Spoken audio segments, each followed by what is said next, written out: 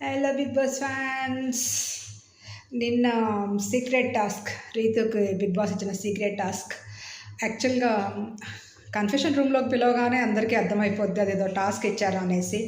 And అందరి దగ్గరికి వెళ్ళి చాలా క్యాజువల్గా చేస్తే బాగుండేది. ఇంటర్వ్యూ చేసినట్టు ఒకళ్ళ తర్వాత తను అదే పనిలో ఉంటే అండ్ లైవ్లో డిఫరెంట్గా చూపించవచ్చు, చాలా టైం తీసుకుని ఉండొచ్చు. బట్ ఈ ఎడిటింగ్లో అందరితో వెళ్తూ ఉంటే డెఫినెట్గా ఏదో టాస్క్ ఇచ్చారని ఆమెకు అర్థమైపోతుంది, అలాగే చూసిన వాళ్ళకి అర్థమైపోతుంది. శ్రీజాకైతే తను చాలా సిఐడి టైప్లో తను ఈజీగా కనిపెట్టేసింది.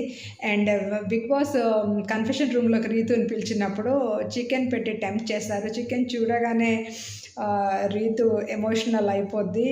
అండ్ తినొచ్చా అని అడిగినప్పుడు నథింగ్ కమ్స్ ఫర్ ఫ్రీ, అంటే ఏది కూడా ఉచితంగా బిగ్ బాస్ హౌస్లోకి రాదు.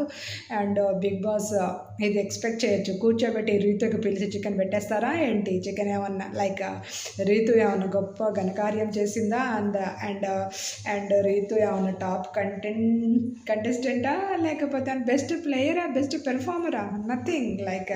అండ్ చికెన్ కోసం రీతు సీక్రెట్ బాంబ్ బ్లాస్ట్ చేసింది ఏంటంటే తనూజాకి సాఫ్ట్ కార్నర్ ఉంది కళ్యాణ్ గురించి అనేసి. అది అక్కడక్కడ గ్లాన్స్లో చూపిస్తున్నారు.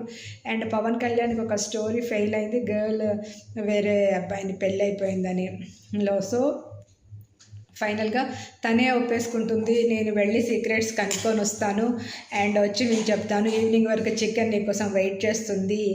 అండ్ బిగ్ బాస్లో సీక్రెట్స్ రివీల్ అవుతాయా, ఈ ఎపిసోడ్ని ఎలా చేస్తారు? Please like, share and subscribe to my content. నేను దీని గురించి డీటెయిల్ వీడియో చేశాను, లింక్ పెడతాను, ప్లీజ్ వాచ్ చేయండి. ప్లీజ్ లైక్ చేయండి, సబ్స్క్రైబ్ చేయండి for simply Manjula. Thank you.